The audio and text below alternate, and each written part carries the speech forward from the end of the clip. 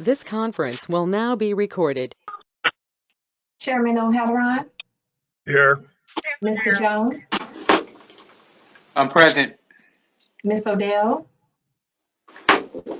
She's on the conference call with the county. Okay, thank you, Commissioner Jones. Mr. Cody?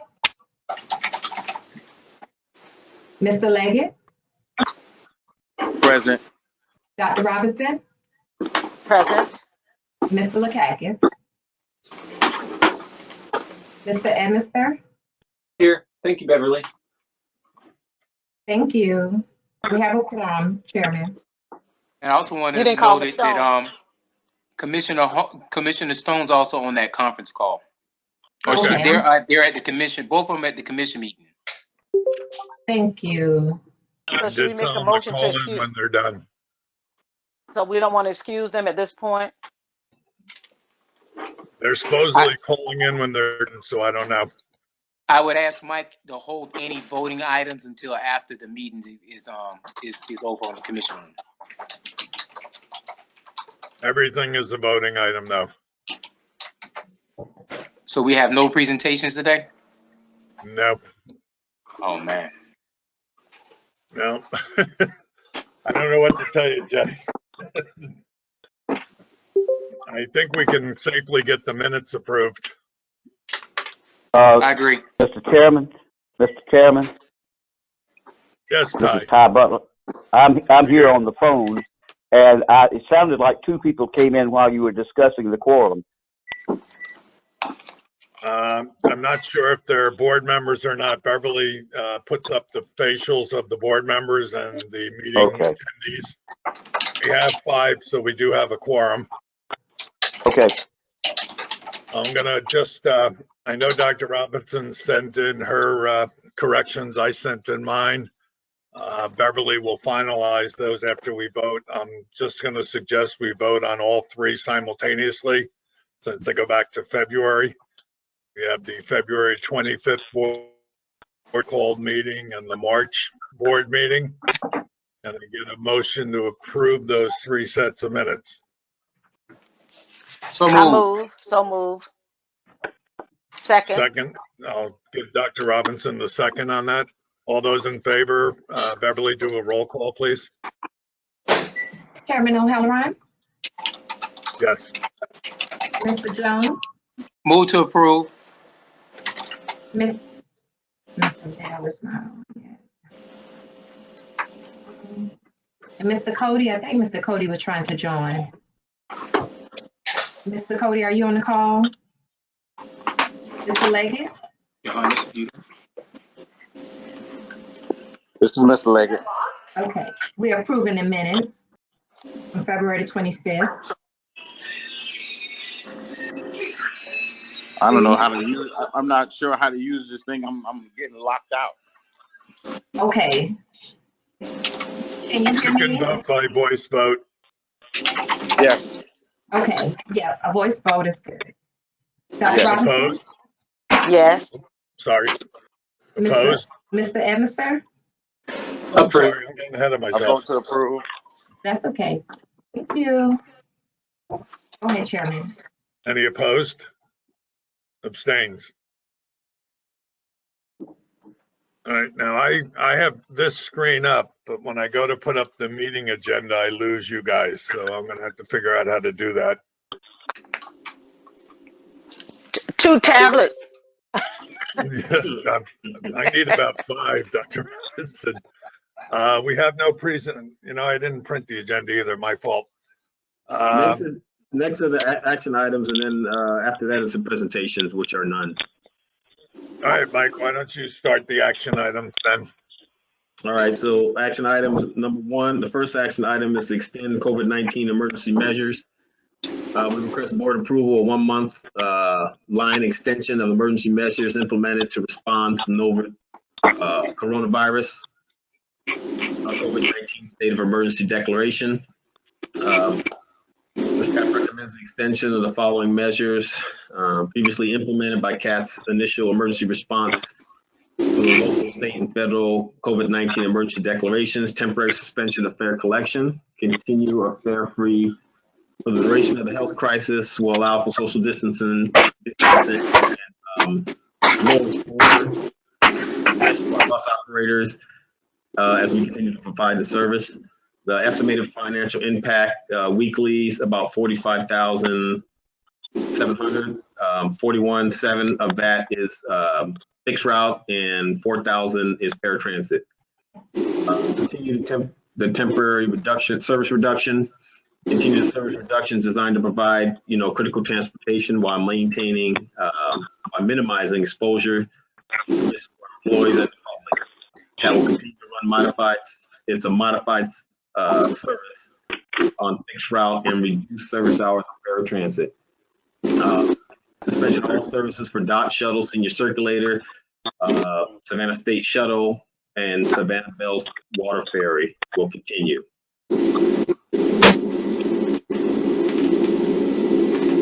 So, Mike, do we so Mike, still have me? I thought we had a raised hand, but go ahead, Dr. Robinson.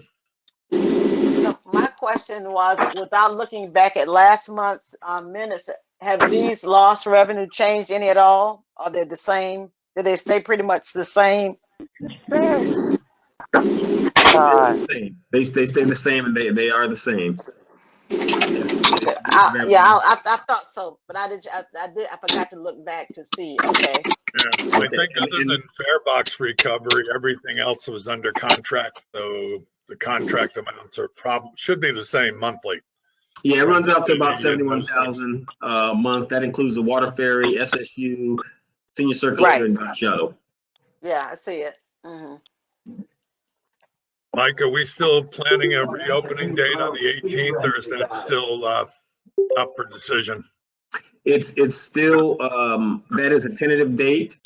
We are going to look and see what happens in the next 2 weeks before we come to make a final decision. Obviously, the goal is to make sure we take a cautious approach and continue to protect our employees as well as the public, and continue to provide the transportation that's essentially needed in our community. But we want to make sure that when we pull the trigger to service, we're not going to do it incrementally. We're going to ramp up the normal service. So we just want to make sure that when we do that, that we can continue to keep everyone safe. We're going to continue to provide PPEs. We're going to continue to clean the buses the way we are cleaning them now. That's not going to change. And that's our plan. We're going to look at all the local and national and international health advisement before we finally make the decision. Okay, just as to add to that, we have a budget workshop meeting on the 12th. If you can give us an update then. You're looking at the 18th. See where you're going for the 18th, so we know. Sure. You Absolutely. should probably have an idea. Regular service. Absolutely. An idea by then that what's going to happen. Dr. Robinson, I did see your hand up. I'm sorry, I just cut myself in. No, that's okay. And I think the other thing, I can hear other people trying to get in. So, Beverly, I don't know how we're controlling that. But what my question was, we're going to keep the boarding from the back, right? Correct. Everything. And the other thing was, have we thought about any type of engineering design if we have to start loading from the front, like maybe those plastic shields that we see in the grocery stores or in most of these retail stores where they've got there's a shield between the employee and the customers, and especially they're taking money or putting money in or coming close. That's an engineering design, but I was on the meeting with the what's the name of the company, the people who put on the APTA. APTA, and I saw some of the creative things that other transit agencies are doing to put up an extra shield to protect. One company had a bar where they can only come so close and the bar would stop them, and they had these plexiglass partitions between the driver and the customer if they started loading again. So I was just thinking we can think about, and it's cheap to do because their engineers actually did it in-house. So, but anyway, if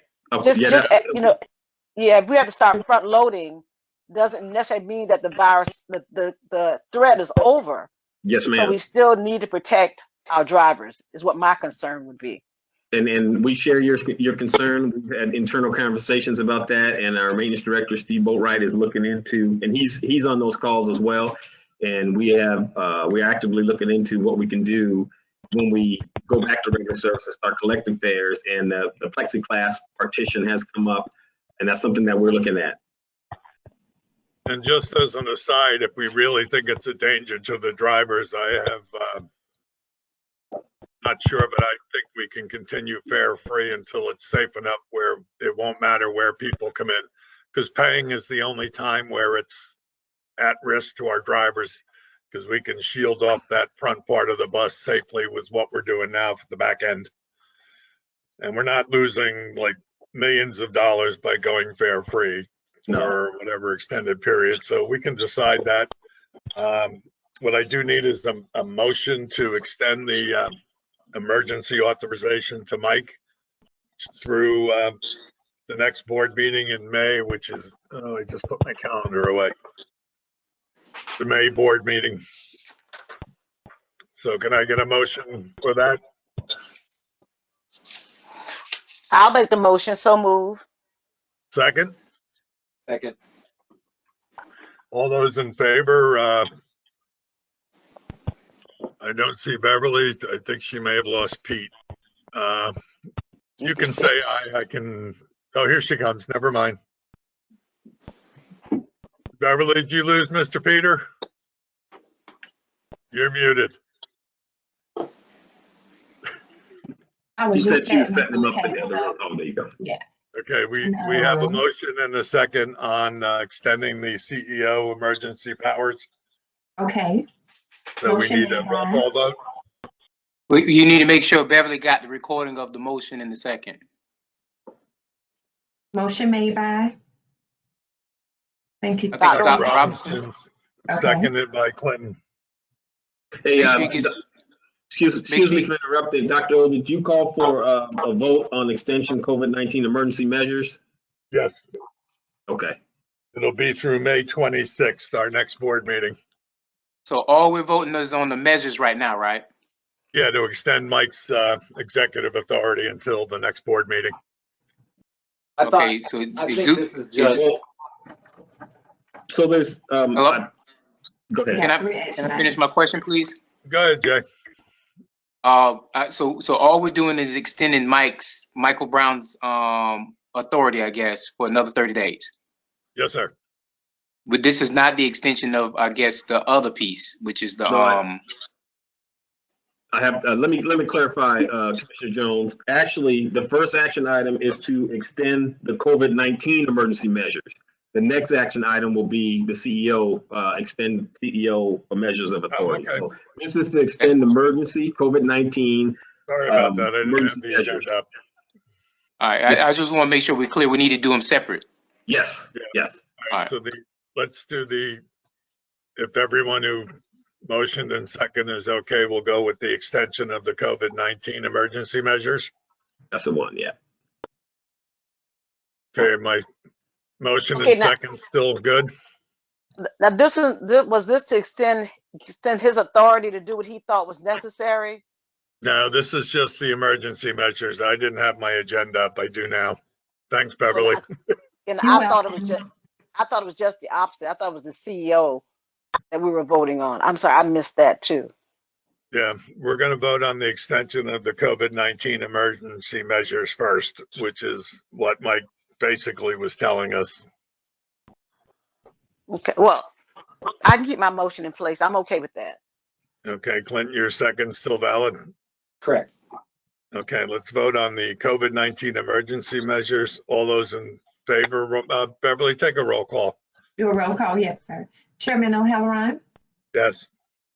Mr. Jones, Move for approve. Ms. Odell, Ms. Stone, Mr. Cody, Mr. Leggett,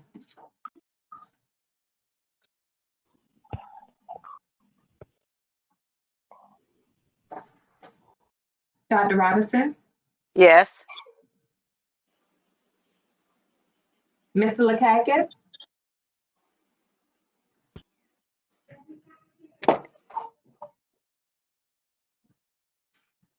Mr. Amester, Yes. What was Pete's vote? I gotta go into the room with him.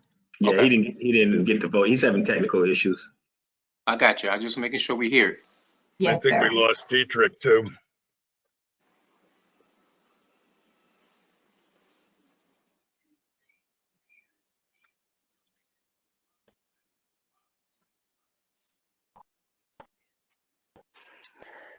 Now, and and I and I guess this would be a tie question. If we keep losing people through the vote, do we still have a quorum, and are we still okay?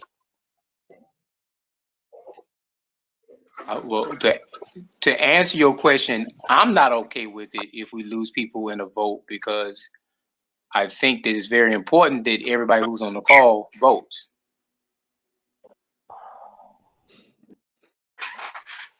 I'm trying to see who else we've lost.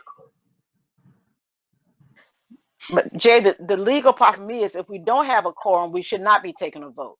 Period. Anyway. I agree with you, but my quorum is this to that conversation. If I'm on the call and for some reason technical difficulty falls me off, then I don't have an opportunity to vote. It's not my fault for me not having an opportunity to vote. Right. And if you fall off and somebody else fall off, we no longer have a quorum anyway. Right. So, but you were saying regardless, if we still have a quorum, you have a right to have your vote counted. Correct. Gotcha. Right. Gotcha. Okay, Mr. Lakakis is now on the line. He's on the But call. I'm sure we're gonna have a new version of Robert Rules be printed this year. There'll be some interesting corrections. Pete, did you vote on the COVID-19 emergency measures? Call to order. We're voting on extending the COVID-19 emergency measures with sterilizing the buses and back entrance and staying fare free until the May board meeting on the 26th.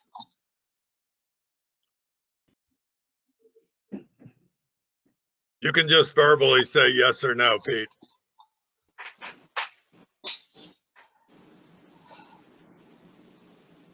Pete? I've got him on and his mic is on. Can he not come in the room with either Beverly or Mike and be right next to them? Beverly, are we going to vote on each one of them?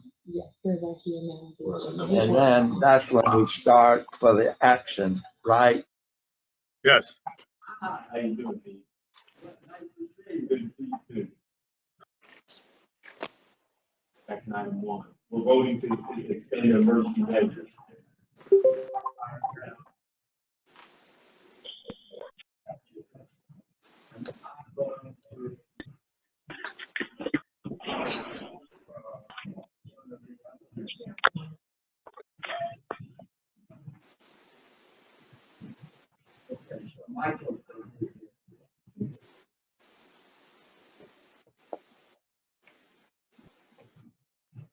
Beverly, he's muted. Okay, I have Mr. Lakakis.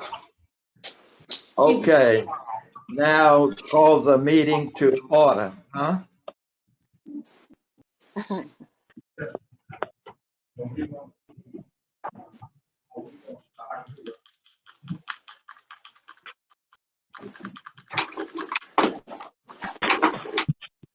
All right, we got Pete and Dietrich still yet to vote.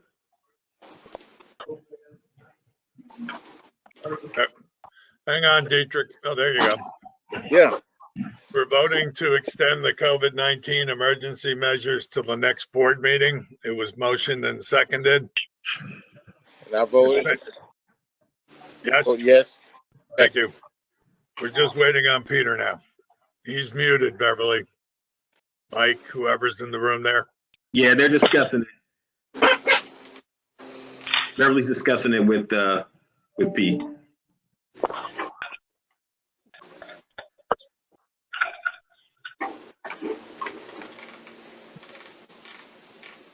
Okay, I think Mr. Lakakis is ready. He's caught up. Okay, next item we're having on and on.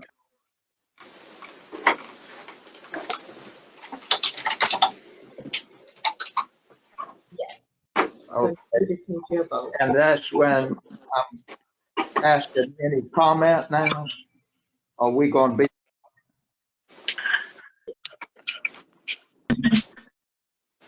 I lost his audio again.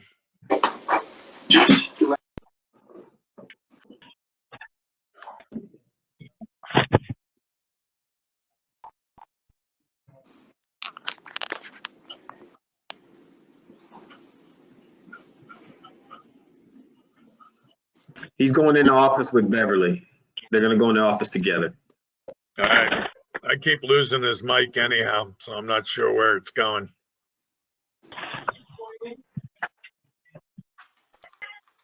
Ready to. Come on. All right, Mr. Lakakis is going to share the screen with me. And he knows what we're voting on. Did he have a question? then that's when I ask for questions? The chairman already asked. Oh, he's gonna do He's waiting to that, hear. yeah. Do you have any questions? Any discussion about the item? Let me see on that.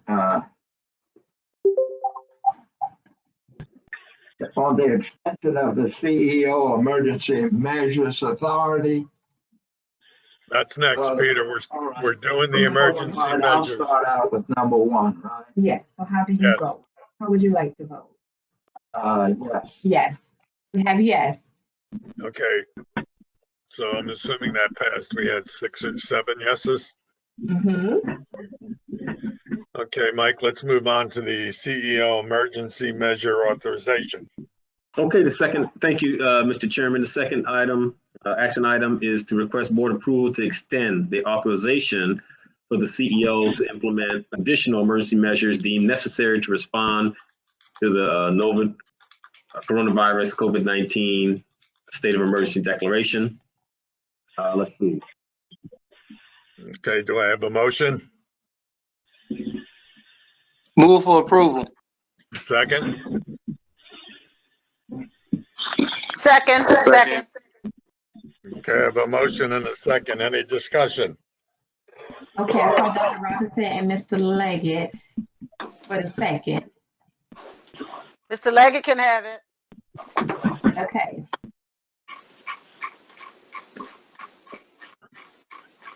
Okay, roll call, Chairman. Well, any questions? No questions? All right, let's call for the roll call vote. Chairman O'Halloran, Yes. Mr. Jones, I move for approval. Ms. Odell, Ms. Stone, Mr. Cody, and Mr. Cody is on the line. We just can't hear him right now. Mr. Leggett, Yes. Dr. Robinson, Yes. Mr. Lakakis, Yes. Mr. Emister. Yes. Thank you. All righty, we're gonna move on to the line of credit renewal, Mike. You wanna brief us on it, and then if you have any questions, we can ask Yes. you or Terry. Yes, Mr. Chairman, to request board approve the renewal of CAP line of credit and authorize the chairman to approve and sign Wells Fargo line of credit proposal and related documents. On August 24th, 2007, CAT established a line of credit with Wells Fargo to facilitate cash flow needs. At the time, CAT and the county entered into a intergovernmental agreement whereby the county would act as guarantor for CAP's credit line. The line of credit offsets cash flow issues related to the timing of property tax payments, grant reimbursements, and the monthly expense commitments of the authority. The line of credit and related agreement have been renewed and amended several times by Wells Fargo Bank. CAT has an existing 1.5 million line of credit with Wells Fargo Bank that expires on April 30th, 2020. The outstanding balance on the line of credit is 1.5 million. Any outstanding balance during the term will incur interest at LIBOR plus 1.5%. The new maturity date will be April 30th, 2021. Staff recommends the board approval of renewal of line of credit with Wells Fargo Bank with delegation of authority to the chairman to sign related documents. Okay, do we have any questions? This is something we've been running probably for the last 13 years. So I'm sorry, I only got a hand, Dr. Robinson. I think that's you with the blue pen. I only have Yes. so many on the screen. Yeah. Well, first of all, there are 5 facts and findings on this document, and I have some questions, and you guys have got to indulge me because I wasn't here 13 years ago, and I'm not clear on what we're doing, because as I read these statements, like the number 1 says, we have an outstanding balance on the credit line. Does that mean that the money is still sitting there and we haven't used it, or that means that that's what we're renewing? What does that really mean? We actually have borrowed the entire line of credit to cover the COVID-19 crisis. This just allows us to renew our line of credit when we get that paid off, which we will do when we start receiving the CARES Act money. Okay, but now back in 2007, we established this line of credit. Was it always at 1.5 million? That I can't tell you. I wasn't here either. I know it has been that for the last 3 years. Okay, so when we talk about having a line of credit at 1.5 million in a given year, do we use all 1.5 million? And if so, why? It depends on when we get the tax receipts. We get paid normally in May, June, and December.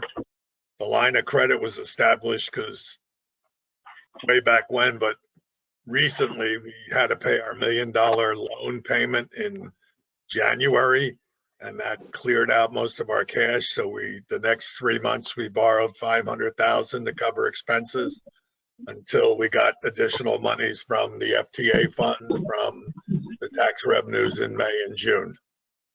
Okay, I got one other question, but Sure. now when we talk about Barry's here our if you need it. okay, when we talk about our financial state in our other previous meetings in our financial report, we say that we're in good shape financially.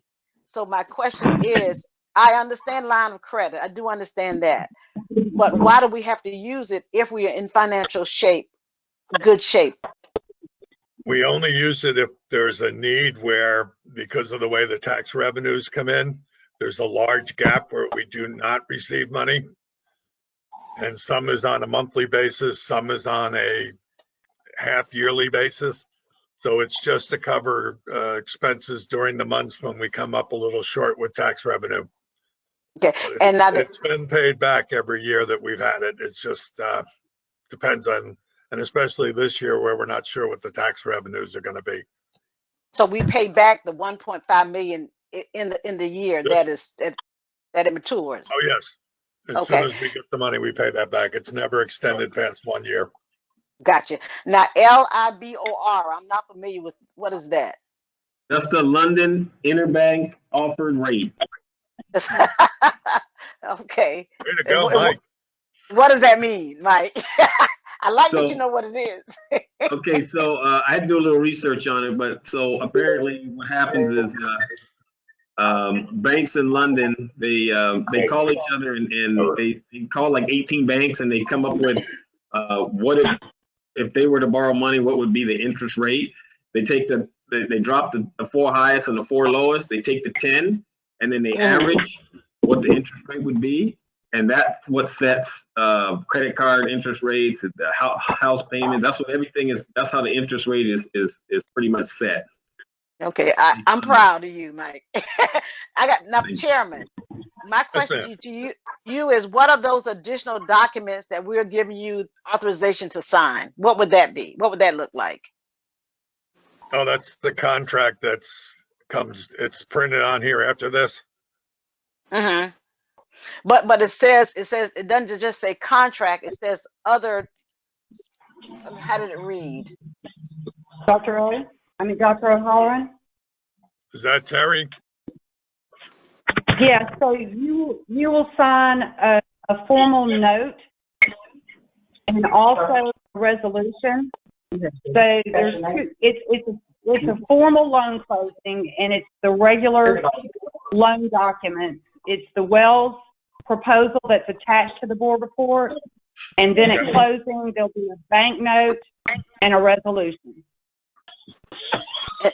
And once those are signed, Chairman, the full board will get to see those documents or be a part of a board report. Yeah, we can share them with you. Okay, because I just want to know, because I know I'm okay with giving you authority to sign. I just need to know what it is that we're voting on that you will be signing. No, that's fine. I know this is your first time through the loan. Besides stuff for us, so I've been needing to listen. Say that, is that You don't Ty? like that? Taste it. You don't even know if you No, I like it or think not. that's someone else that just came off of mute. Let's see. It's your first choice. Everyone that is not speaking, please go on mute.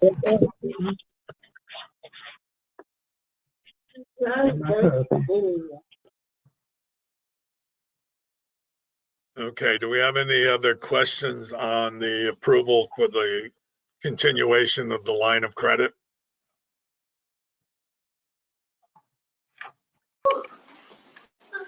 Dr. O'Halloran, may I speak? Yeah, go ahead, Jay. I saw you come up. I apologize. I had to go into the other call, but I don't have any questions. I just want to make sure that we understand we're clear with us, I guess, reauthorizing the $1.5 million. I don't want it where it said that, we reauthorize the $1.5 million, so it's on the board. We're reauthorizing this because we know the necessity and the needs that this money will cover. And so that's why we're authorizing. I don't want to hear anything else outside of those kind of conversations later on down the line that said, well, y'all authorized it. And so I just want to make sure we're clear. We're doing that because we want to protect the nature of our organization, and this funding will help us do that. Yeah, right now we can't even use it because it's at max, so we have to pay it back first. Hopefully very soon. We're hoping by July to have that repaid. Thank you, sir. No problem. Okay, Beverly, let's take a roll call vote. Beverly's got about 9 things going. Dr. Halloran, I got a question. Go ahead, Clinton. Hold on.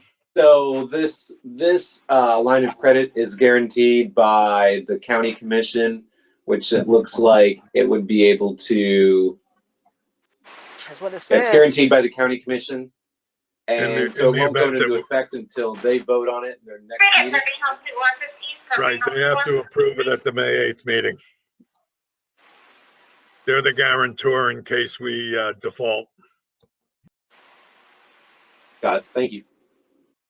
So we're saying, yeah, we want it if they approve it, is what we're agreeing to. Right. We have to say we want it so they can approve it. And then I'll sign the documents and we'll return them to Wells Fargo. Any other questions? And Ty, and I just want to make sure it's okay to publish those documents for the board, for the other board members once you sign them. Oh, sure. Okay. It's available through open documents anyhow. Okay. That's what I thought. Yeah. But I can have Beverly send it to you once that's done. Of course, I got to go into the office to sign them at some point. Miss Yeah, I know. Beverly's so nice, she'll bring it to you. She'll bring it to you. She can mail it to me. She used to bring me my board minutes and put them under my placemat or my mat at the front door. I stepped on I them tell the y'all, first time. she's awesome. She's awesome. I Thank know, and I'm you. not close, that's for sure. All right, can we take a roll call vote, Beverly? I know you got about 4 things going on. Yes, sir, no problem. Chairman O'Halloran, Yes. Mr. Jones. I move to abstain. Okay. Miss Odell, Miss Stone, Mr. Cody, Yes. Mr. Morning, Leggett, Dietrich. Yes. Dr. Robinson, Yes. Mr. Lakakis. Yeah, Yes. On the, yes. yes. We're voting on the line of credit, like you said, yes. Mr. Emerson, Yes. Thank you, Beverly. thank you. The votes are in. And he knows. And we have the one abstaining. I'm hoping Pete was voting for it. He's the one who got that started back in 08, didn't he? It's an 07. Yeah, I think he was commission chairman, I think, from 08 to yeah, it would have been. He was 212. So he would have been there for that. Okay, next item, we move to executive director's report. Back to you, Mike. Okay. Thank you, Mr. Chairman. As we stated before, we continue to run a reduced service, fare free. We have our passengers boarding through the rear of the bus. We continue to the same measures in cleaning the buses, double bleach, the vinyl oxide to clean the buses. We also are maintaining a solid level of volunteers, both on the mechanic and the fix and repair side. Our overall ridership is down 70% on the fixed side, 70 to 75% on the fixed side, and 40% on the para side. We continue to show decent numbers on the para side because obviously, folks must make their dialysis and doctor's appointments as well as going to the grocery store and to work. So those numbers remain relatively solid. Obviously, the ridership is going to be down because of the shelter-in-place orders. So we will see additional, as a matter of fact, much more of a decrease in all modes of transportation and ridership for April, obviously, as well as what we're seeing in March. And I'll be happy to answer any other questions you may have related to the executive director's report. I don't have anything specific, but I guess we should probably going to have to keep a pretty good eye on the numbers as businesses start to reopen. And, I'm yes, not and sure how many are, but we'll have to see how well we're able to cover what we need to. But for now, I mean, these numbers are grossly skewed, but we know where we are, so we'll just yes, have to keep it as an item to look at for the future when we look at the transit numbers and see that big dip that's going to be in March of 2020 when we look at all those graphs. March and April for sure. Also, I had mentioned before at the governance meeting, just to let you all know, we are to keep in contact with our employees. We have town hall meetings every Wednesday at 10, 3, and 5:30. They're virtual town hall meetings. The purpose of these meetings is so obviously we can shelter in place, but still keep in contact with the workforce. Many of which are either sheltering in place or on admin leave in one way or another. They have been, what we do is we give departmental updates, and then we allow the employees to ask questions. From all indications, they have been well received by the employees. They appreciate the fact that we are able to stay in contact with them and let them know what we're doing to keep them safe and to maintain CAT's business and continue the paychecks rolling in as we get through this crisis. We're also in contact, myself, Terry, Patricia, Erica, and Chandra, in different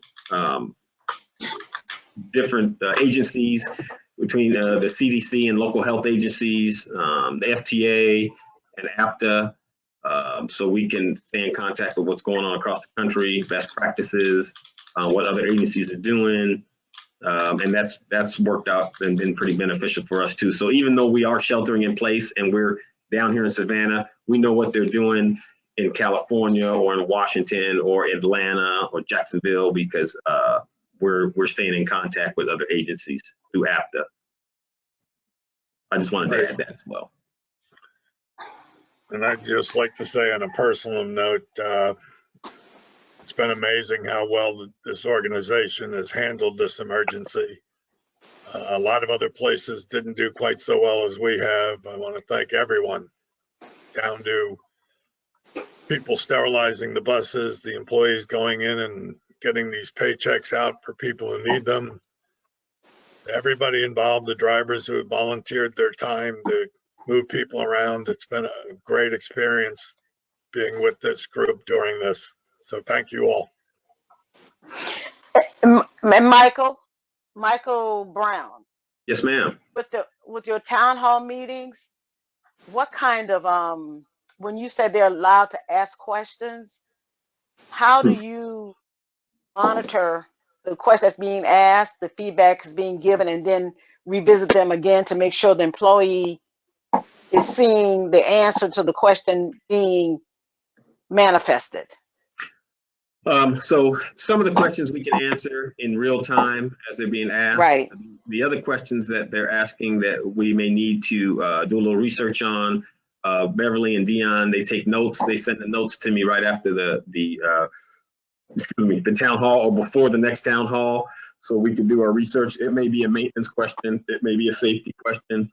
It could be something about finance, and typically that's what it is. And it could be operational. Want to know what we're doing to keep them safe, what's going on. 50% capacity on the buses. Can we get extra buses out there? Hot bus. All kind of questions come up about service, about safety, about finance, about communication. So we take notes and we try to answer them at the next before or at the next. Did I answer your question, Dr. Robinson? Yes, sir. Thumbs up. Okay, I guess we can move on to the other reports. Mike, I guess you're up first. The You're executive director and the service delivery kind of ran hand in hand. Again, I'm trying to get into my office here. Sorry about that. As far as service delivery, like I said, about 75% down on fixed, 40% on para. We continue to the call center. We are limited staff in the call center. We also have modified schedules and maintenance, as well as what we're doing in operations and service, and obviously admin. Our admin folks are a lot of folks are on admin leave. Some are can work from home, and others have to come in up payroll and cut checks and things like that. Continuing to stay steady on that. Let's see, on the again on the service delivery, we have been let's see, we still continue to show solid numbers as far as it relates to our preventable accidents. We've always been strong there. We continue to be strong there. Our complaints have gone up slightly this month, which I think is a testament to, just slightly, and it's not even a pronounced increase in complaints, which I think goes to the fact that a lot of the folks realize that we are providing as much service as we can with the resources available to us, at the same time keeping our employees and those employees, the customers safe. As one might expect, our passenger per hour number has gone down in both fixed and paratransit. Let's see. Overall, though, everything else is, we've been pretty solid. It's like I say, in accidents, and I was just looking, I was scrolling down to our on-time performance still is in the low 60s year to date. So that's something that obviously we are looking to address as time moves on. And other than that, I'll be happy to answer any other questions you may have regarding service delivery. I see Dr. Robinson. Go ahead. I've always got a question. All First I've of all, got is your right hand on my screen, so I know you're waving. but I do want to commend Mike Brown with the ability to ensure that employees on admin leave are getting paid. One of the questions that I would like to ask Mr. Brown is, how are we on overtime? If they're on admin leave and someone have to come in, are there many working past 8 hours? Are we seeing a reduction in the amount of overtime? Are we saving money on that end, or is it costing us more to have people work 8 hours and beyond? Or are they working like maybe, I know, an hour and a half? Like I think, for instance, I'll give you an example. Ms. Beverly, you mind if I use you? Ms. Dumas?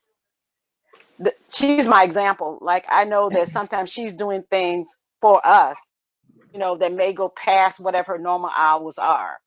So are we monitoring that in a way that says this person works 8 hours, they get paid for 8, whether they do anything at all, but then when they work an hour and a half over, are we accounting for that and rewarding them for that? And that was one question. The other question is, are we saving money on the overtime part, or are we accumulating more expenses for overtime as a result of COVID-19?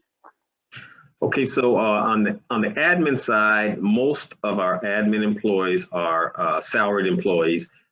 However, and the only admin employees that are really getting any more than the 8 hours in admin pay, it would be our director of operations and our maintenance director consistently, and between look, that's pretty much it. As far as the overtime on the not on the admin side, but on the operations side, the hourly employees would obviously be the operators, the mechanics, and the fixed and paratransit operators.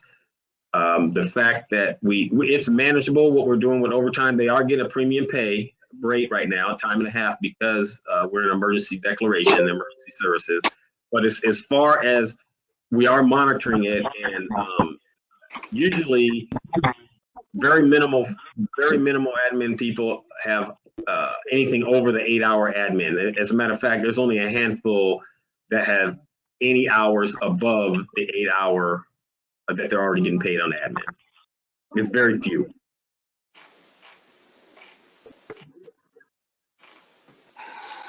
Okay, yeah, I think that's worth at some point when we're out of this to just take a look at it budget wise and see what kind of impact salary had on COVID as well. Absolutely, I agree. Yeah. I'm not sure, Mike, but Terry may be able to shed some light. I think whatever expenses we incur are supposed to be covered under the CARES Act reimbursement, including payroll. Is Terry out there? Yes, sir, I'm here. Payroll costs as well as administrative leave costs are eligible for reimbursement under the CARES Act.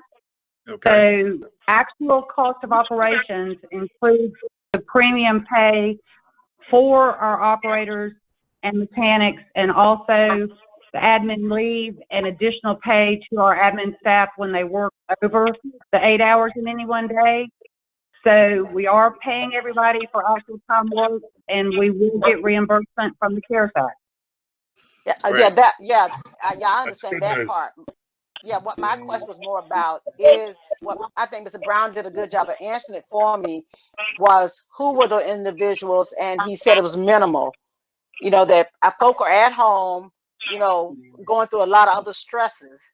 So I was just making sure that we weren't overstressing them by having them work beyond their 8 hours. And when he said it was just directive operation and maintenance, which was minimum, a handful of people, you know, and I know, Mr. Brown, to your credit, I know you come in regularly. So, you know, I just want to make sure the stressors are not increased on your admin staff because of COVID. And what you just said kind of answers my question. So I don't anticipate seeing a report that says admin staff have been working exorbitant amount of overtime hours. You see what I'm saying?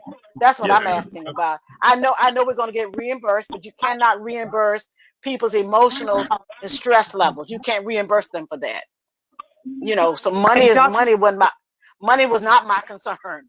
My concern was that we're not putting added stress on your admin staff, because we got to run. This is a major operation, and we got to run, but we got to be sensitive to the emotional needs of our employees as well. And thank you for how you answer that question. Good point. Any other questions for Mike?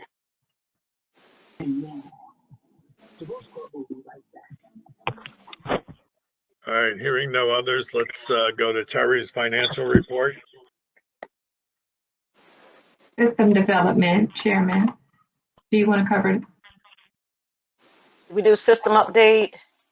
No, I think Chairman doesn't have his agenda. The second one, unit update, is system development, Mr. Chairman. Oh, okay. Right. All I've got is whatever page we're on. So go ahead. Patricia. All righty. See Patricia's name at the bottom now. Fantastic. The March report is in your board report. We were doing very well with our e-commerce ticket sales. We did suspend that page temporarily on March 24th when we went into emergency mode, but that report is in the report as well. Many of our marketing initiatives unfortunately had to be placed on hold, but we have been in contact with the various community groups and the schools that we were working with on some of those initiatives. For example, our Poetry in Motion project, we had more than 150 entries, 18 schools represented. We had community judges who selected the students. We have been in touch with the students and the schools and their parents to let them know that once we are operating full service again, we will still recognize those students and print their artwork, their wonderful poems on interior cards for our buses. So unfortunately, that one had to get put on hold, but we were extremely pleased with how well that program went in our community, you know, for a first year. Like 153 entries from middle school and high school kids. That is just awesome. 18 schools represented. So we're just really pleased at how that went, but we will recognize those students at a later date, and we still will place their works inside our buses. In addition, you know, our token transit mobile tickets, we were planning to implement that. We had to place that on hold because of COVID-19, but we will move forward with that when we are able to do so.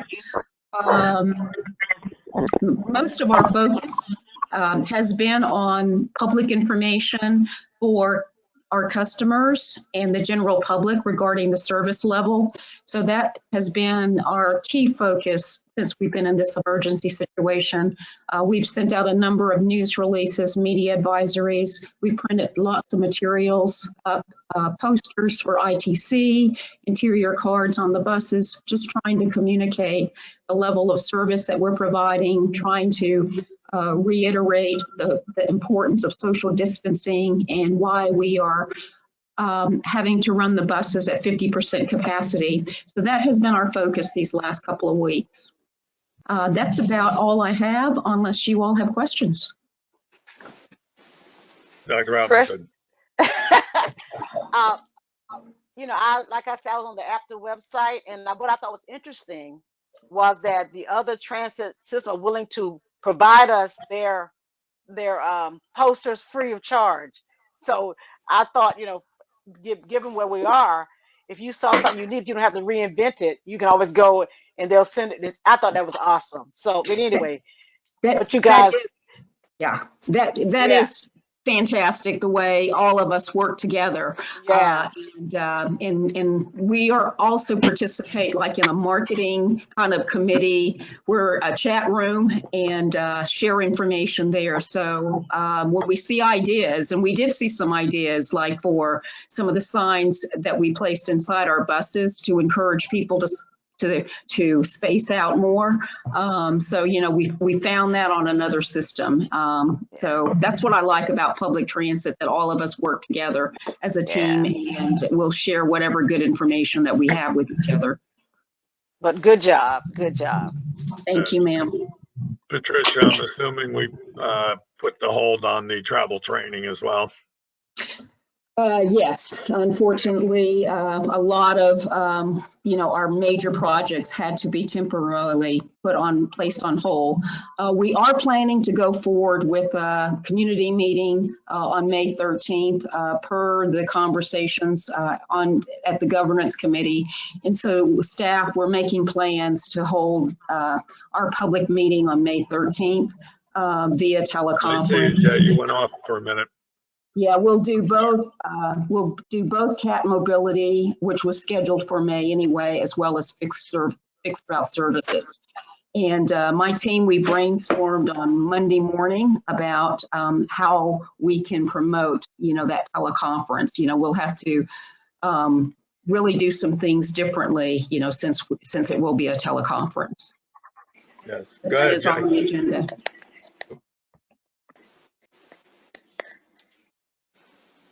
I got you, Jay. Go ahead. You're muted. I don't have anything at this time, and I just was switching back from camera. Oh, okay. I thought you were waving at me. All right. Any other questions for Patricia? Not necessarily a question, but Patricia, it sounds like the Poetry in Motion was very successful. I mean, sort of blowing past our goals by, you know, 150% almost, or possibly even more, which I think is very cool and just kind of goes to show, you know, I think there's a lot of room for having folks to engage with CAT in totally different ways. That brings us some really great press, and also, you know, can lead to you know, a bunch of folks that have a better education about how CAT works and where our routes are and whatnot. So again, you know, I just think you know, it's very unfortunate that this kind of all came to a stop, but very, very,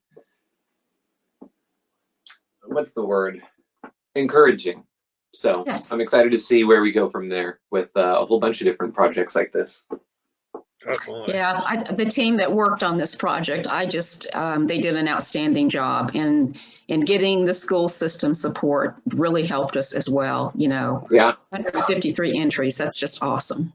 And then that bleeds over to so much more goodwill. You know, as we move forwards with trying to do, you know, whatever it is we're trying to do, just having this project in the back of our pocket is very helpful. Mm-hmm.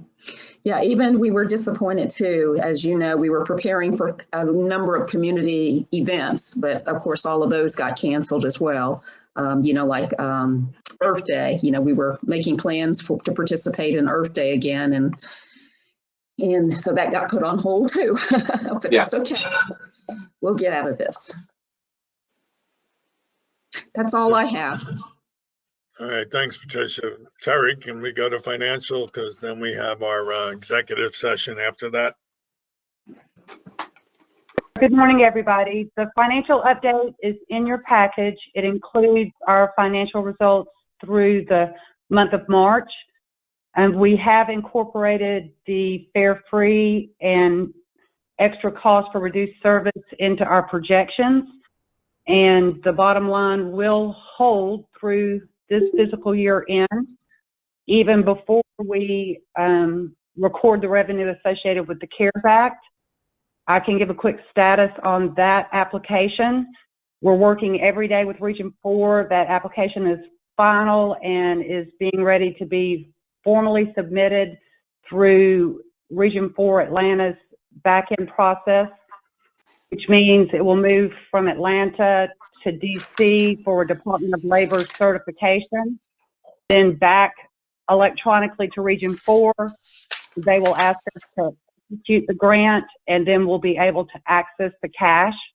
They aren't giving any kind of final timelines, but we do feel like it'll be a 60 to 90-day process as opposed to a 4 to 6 month process, which means by July, August at the latest, we should have access to the CARES Act. And I'd be happy to answer any questions the board has. And what was that figure again? Was 10.8 that was allotted for CAT? Yep, rounds up to 10.8. It's $10,799,534. It Okay. represents about 5 to 6 months operating costs, and of course, the months that it reimburses will depend on actual cost. Okay, Dr. Robinson. I'm sorry. 10.8 million. Okay, and I know we also approved the, we added it to the agenda last month for the MPO. Mike, were we able to get that in on time? So there's no MPO tip requirement for these funding. No. And my question was about what we approved last month that they added to the agenda because you guys had just got notice that it was out there and we wanted to apply for it. Yeah, it's the MOU with the MPA or the MOU with the MPO. I think, is that done? Remember we added it to the, we added it to the agenda. There was an MOU with the MPO for funds. Terry, I think that's what she's referring to. The Z230. So the Z230 funds have been awarded since last year, and those funds are being. No, let's go back. Last month, we amended the. I'm sorry. Go ahead. Last month we amended the agenda because we wanted to bring forward the Z230 grant, and it was due. I think it was in March, Dr. O'Halloran. That's why we rushed it. It was due something. We had. It was April 24th. Yes, ma'am. So we did. Okay. All right. I just want to make sure that we were able to meet the timeline, and we did process that grant, and we did get it. What my question are we are in the pipeline for that grant. Okay. My other quick question was when I looked at your sheet on your report where you show us a list, and I thank you for that list of purchase over $2,500. I have a question. Now, although, like, for instance, we contract for uniforms and those kind of things, over the year, we're paying over like $96,000 for uniforms. Do we bid those things out every year? Monthly is one thing, but when you add it all up for a 12-month period, it's a large sum of money. So, and I think before we've asked for a list of all the contracted people that we contract with, but my question today is more about the yearly outlay that we put out to these folk. Are we bidding these contracts? So the Patrick's uniform, and it's changed to JDX, was bid and initially in 13, and we have started the process internally to rebid that contract. But as far as the monthly cost, the uniform cost is based on a per operator contracted amount. Right, And no. it is, yeah, so yes, ma'am, we Yeah, bid it and we are internally going to bid it again, but it's not annually. Okay, that was my question. If we're spending large sums of money, you know, even month, when you add it up over the year, how often do we look at those contracts and decide, well, wow, we might can do better than this, or let's bid it out? Because we also do security, we also have other contracted services, because we've never seen the list of, you know, because it's been requested. I would like to see the list of all of our contracts, and be able to talk more intelligently of, you know, the bidding process and those kinds of things. And I think it'd be helpful for my committee to have that as well. Yeah. But when I, Just as a note, we are planning on another budget workshop on the 12th, so that we can bring all those questions to Terry then. yeah. Yes, staff Because has Most of our contracts were 3-year with 2-year extensions, and I guess that would mean if it was in 13, it would have been up for renewal or should be coming up for renewal.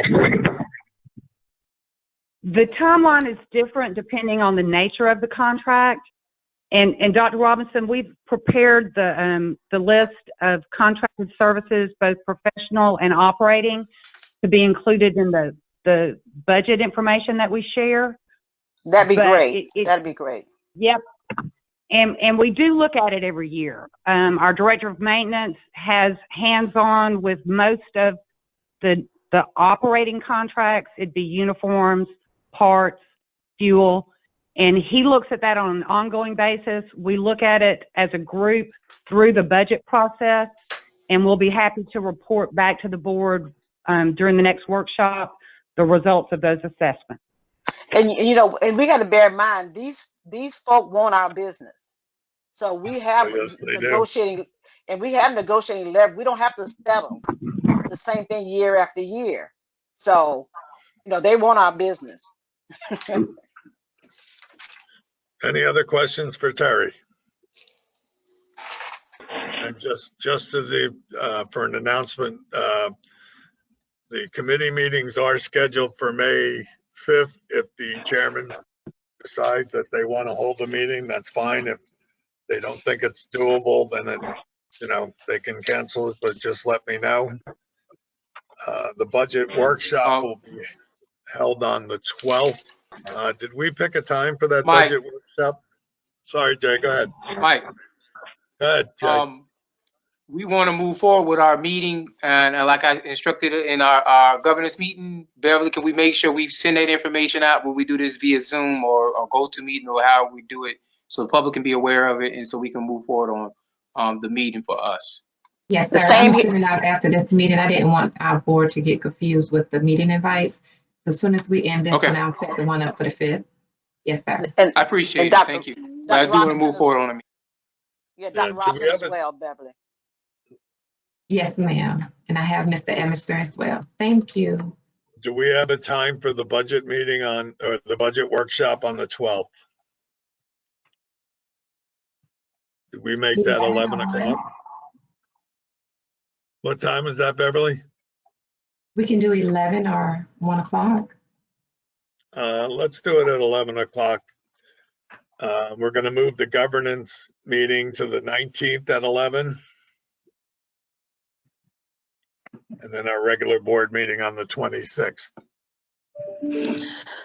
Chairman O'Halloran, would it be helpful if we send questions to the Finance Committee that Certainly. in preparation for the board meeting? Should those go directly to Mr. Brown, or should they go directly to whomever Ms. Terry designates? That's up to them. What do you think, guys? Is this for the budget meeting? Yes. For the budget workshop, yes. In case we have any advanced questions we want to send. I suggest we send them to Beverly so they can. I suggest we send them to Beverly so they can be recirculated out to all board members and all those people pertinent to the budget process. We can do that. We can do that. Beverly shaking her head, yes. That's fine. Yes, sir. Okay, any other questions? And Beverly will send out invites to all those. They will be probably on the same format, the go-to meeting. All right, moving along, we're going to need to move into executive session. What that'll mean is that guests on the line will need to sign out. You can sign back in and go into the waiting room until that part of the meeting is over. But I do need a motion to move to executive session to discuss personnel items. So moved. Second, I'll second it. Ms. James. any questions? Not hearing any questions. I'm going to call for a roll call vote. Okay, Chairman O'Halloran, Yes. Mr. Jones, Ms. Odell. James says move for approve. Yes, sir. Thank you. Ms. Stone, Mr. Cody, Yes. Mr. Leggett, Yes. Dr. Robinson, Yes. Mr. Latakis. Yeah. We're moving into executive session. Do you approve? Yes. We're going to a closed session. All right. Next online is the executive session.